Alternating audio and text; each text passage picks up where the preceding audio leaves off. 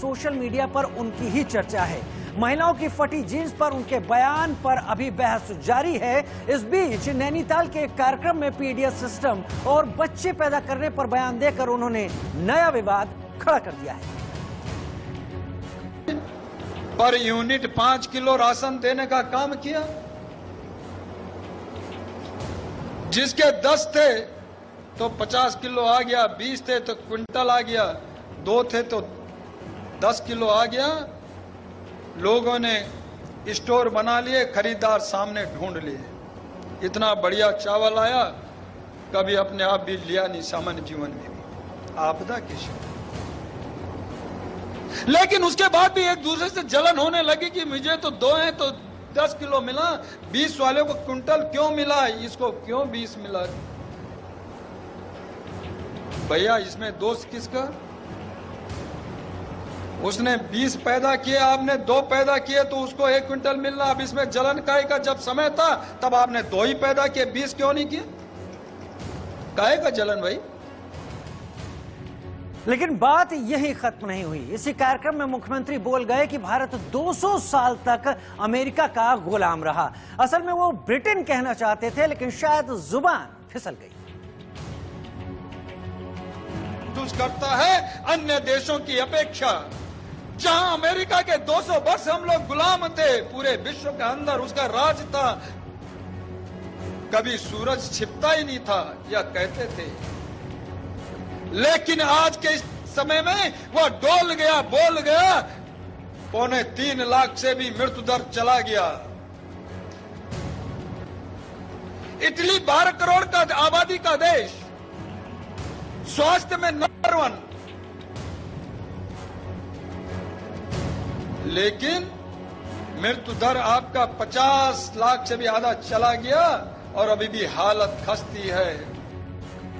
और अब खबर महाराष्ट्र से, जहां पर पूर्व पुलिस कमिश्नर परमबीर सिंह के लेटर को लेकर सियासी गदर मचा हुआ है। बीजेपी महाराष्ट्र सरकार पर हमलावर है और गृह मंत्री अनिल देशमुख के इस्तीफे की मांग करते हुए बीजेपी के तमाम कार्यकर्ता सड़कों पर उतरा है।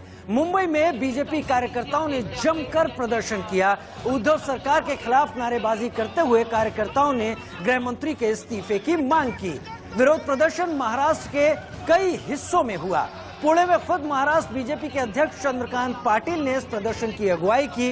परमबीर सिंह ने सीएम को चिट्ठी लिखकर आरोप लगाया कि अनिल देशमुख ने सचिन वाजे को हर महीने 100 करोड़ रुपए की वसूली का टारगेट दिया था। इसे लेकर बीजेपी ने उद्धव सरकार और अनिल देशमुख के खिलाफ अब मोर्चा खोल दिया है।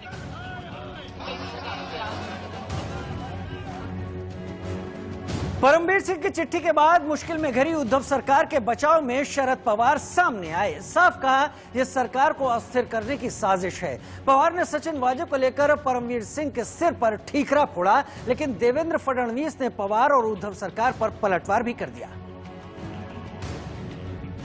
में शरद पवार ने दलील दी कि पुलिस कमिश्नर के पद से हटाए जाने की वजह से परमबीर सिंह गृह मंत्री पर झूठे आरोप लगा रही हैं।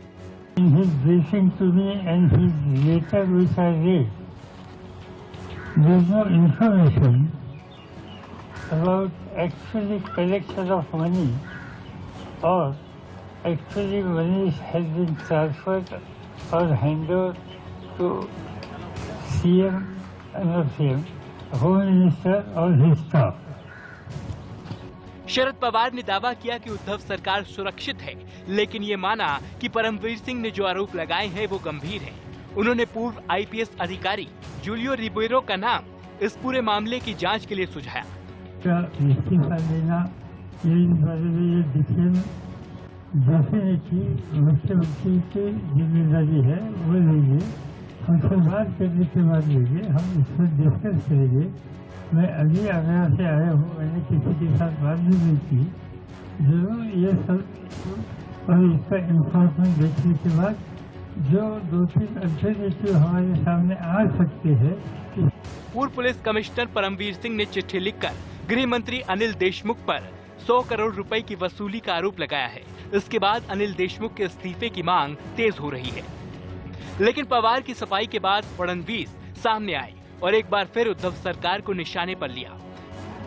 ये बात सही है, श्री परमबीर सिंह, इनकी कमेटी ने वाजे इनको रीइंस्टेट किया, लेकिन उसके बाद पवार साहब ने ये भी कह देना चाहिए कि मुख्यमंत्री और गृह मंत्री के इंस्ट्रक्शन पर किया, उनके ही कहने पर उनको वो महत्वपूर्ण जगह दी गई और सारे केसेस जो उनके अख्तियार में नहीं भी आते, सीआईयू के अख्तियार में नहीं भी आते, वो सारे केसेस उनको दिए गए बिना आशीर्वाद के। ये चीजें नहीं हो सकती। कोर्ट मॉनिटर्ड इंक्वायरी, ये इसमें सॉल्यूशन है जिसमें दूध का दूध पानी का पानी आएगा। इसलिए भारतीय जनता पार्टी की ओर से हम ये मांग करते हैं कि गृह मंत्री जी का इस्तीफा लेना चाहिए और जब तक वो नहीं लिया जाता भारतीय जनता पार्टी चुप नहीं बैठेगी। हमारे अध्यक्ष चंद्रकांत दादा पाटिल, इन्होंने आंदोलन की घोषणा की है, आज हमने आंदोलन किया है और ये जो वसूली, सरकारी वसूली जो चल रही है, इसके खिलाफ हम लोग आंदोलन करते रहे। फडणवीस परमवीर सिंह के मामले से भी आगे बढ़े और आरोप लगाया कि उद्धव सरकार में ट्रांसफर पोस्टिंग रैकेट चल रहा है।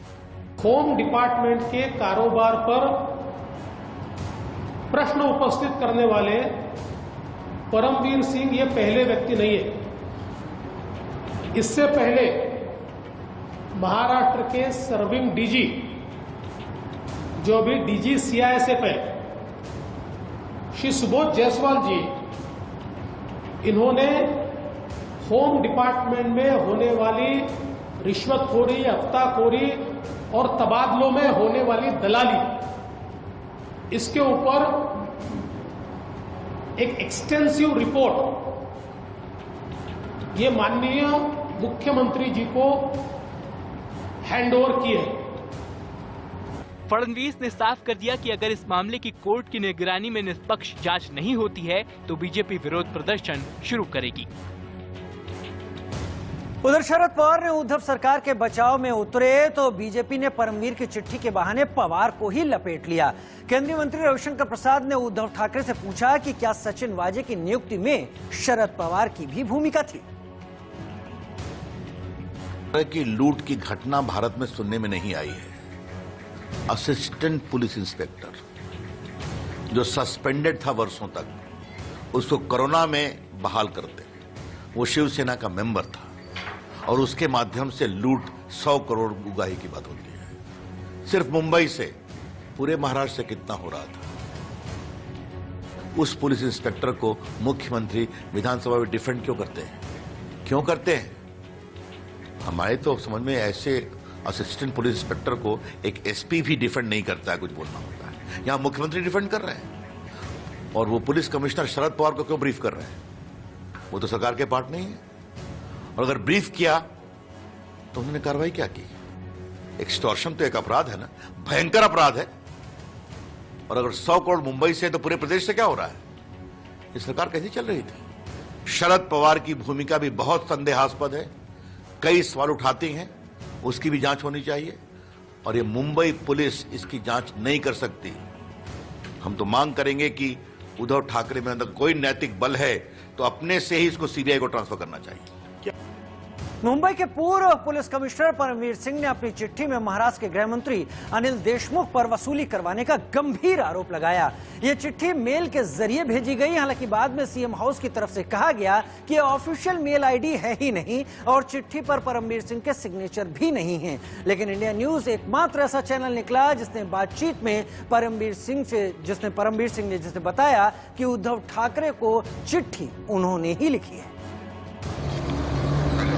Morning, Parambir. Urvashi Khun on the side from News X.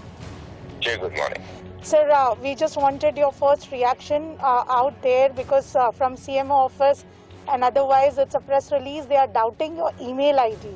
What is it that you have to say? Is it you who has written the letter? What is it that you have to say? It is in my email ID. That's all I have to say. No more comments. Thank you. और महाराष्ट्र में सियासी सरगर्मी और परमवीर सिंह के खुलासे को लेकर BJP के राज्यसभा सांसद विनय सहस्त्रबुद्धे से बात की हमारे संवाददाता राहुल गौतम ने। विकास आघाड़ी की जो छवि है उसको डेंट लगने का काम तो बहुत प्रारंभ से हुआ ही है, अपनी करतूतों के कारण हुआ है। अभी ये डैमेज लिमिटेशन के कगार पर है और उसी दिशा में कोशिश कर रहे हैं।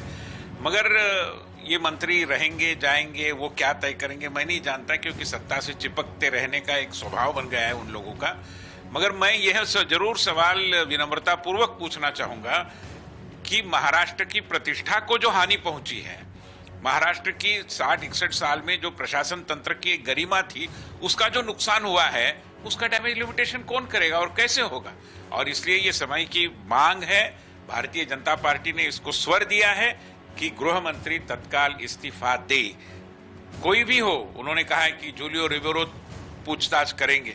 मैं नहीं जानता जूलियो रिबेरो इसमें ये दायित्व लेंगे या नहीं लेंगे, मगर न्यायिक जांच होनी चाहिए, तरीके से जांच होनी चाहिए, और जांच को न्याय संगत करना है तो गृह मंत्री अपने पद पर नहीं बैठ सकते, उन्होंने हटना चाहिए, उनको हटा देना चाहिए। अच्छा, पवार साहब ने ये भी कहा कि जो सचिन वाजे को जो बहाली की गई उसमें ना तो मुख्यमंत्री का कोई रोल था, ना ही गृह मंत्री का कोई रोल था। ये परमबीर सिंह ने खुद उनकी बहाली की, और वो अब क्यों ऐसे आरोप लगा रहे हैं? जब वो पद पे थे तब उन्होंने क्यों नहीं बोला? तब इस तरीके के सचिन वाजे जी जो इसके बारे में जिसके कई सारे आरोप थे, और देवेंद्र फडणवीस जी ने उनकी बहाली नहीं होने दी थी क्योंकि वो गैर कानूनन थी, तो ये गैर कानूनन बातें मुख्यमंत्री अपने आंखों के सम्मुख क्यों होने दे रहे थे? तंत्र किसका चल रहा था? वाजे का चल रहा था, परमबीर जी का चल रहा था, या उद्धव ठाकरे जी का चल रहा था, या शरद पवार जी का चल रहा था? हमें पता नहीं। और इसलिए इस तरीके से एक गेंद दूसरे के पाले में डालने की ये जो कोशिश है, ये बिल्कुल नाकामयाब होगी। महाराष्ट्र की जनता की एकमात्र पुकार है कि गृह मंत्री जी ने, प्रदेश के गृह मंत्री जी ने तत्काल त्यागपत्र देना ही चाहिए। परमबीर सिंह की चिट्ठी के बाद उद्धव सरकार में ही तनातनी की खबरें हैं। हालांकि अभी तक इस मामले में चुप रही कांग्रेस ने परमबीर सिंह पर ही सवाल उठाए हैं। पत्र में बाकायदा एक शब्द आया, अर्जेंट प्लीज, वो एसएमएस की जो प्रूफ है। ये चिल्ला चिल्ला कर ये शब्द कह रहा है, सत्य क्या है, क्यों कर किया जाए ये शब्द का प्रयोग? ये अर्जेंट प्लीज करने की, ये शब्द का प्रयोग करने की आवश्यकता क्यों पड़ी? इसका भी तो जवाब मिलना पड़ेगा। तो निश्चित तौर पर एक मैन्युफैक्चर्ड एविडेंस नजर आ रहा है तैयार करने की कोशिश। सबसे अहम बात यह है कि कल एटीएस ने सचिन वाजे की कस्टडी लेने का प्रयास किया न्यायालय में, और उसी वक्त में एनआईए ने पूरी जो जांच है अपने ताबे में ली थी। क्यों नहीं देना चाहते थे सचिन वाजे की कस्टडी एटीएस को? क्या इसके पीछे मंशा थी? इसका भी तो जवाब मिलना पड़ेगा। और निश्चित तौर पर दिखाई देता है कि ये एक सरकार को अस्थिर करने का भारतीय जनता पार्टी का षड्यंत्र है। भाजपा के नेताओं को पहिले जानकारी मिल जाती है। चर्चा ही सुरू आहे, परंतु मला असं वाटतं की शेवटी परमवीर सिंगांनी जी काही पत्र दिलं ते त्यांच्या बदली झाल्यानंतर, अगोदर तर ते काय बोललेले नव्हते। याशिवाय माननीय मुख्यमंत्री स्वतः त्या विषयात लक्ष घालतायत। त्यांनी त्या पत्राची सत्यता तपासून पाहण्यापासून त्यांनी सुरुवात केलेली आहे। आता माननीय मुख्यमंत्री ज्यावेळेस त्यामध्ये लक्ष घालतायत त्यावेळेस आम्ही काही वेगळं बोलणं आवश्यक नाही। और मुंबई के इस तमाम एपिसोड पर शिवसेना के राज्यसभा सांसद संजय राउत का क्या कहना है, आइए सुन लेते हैं।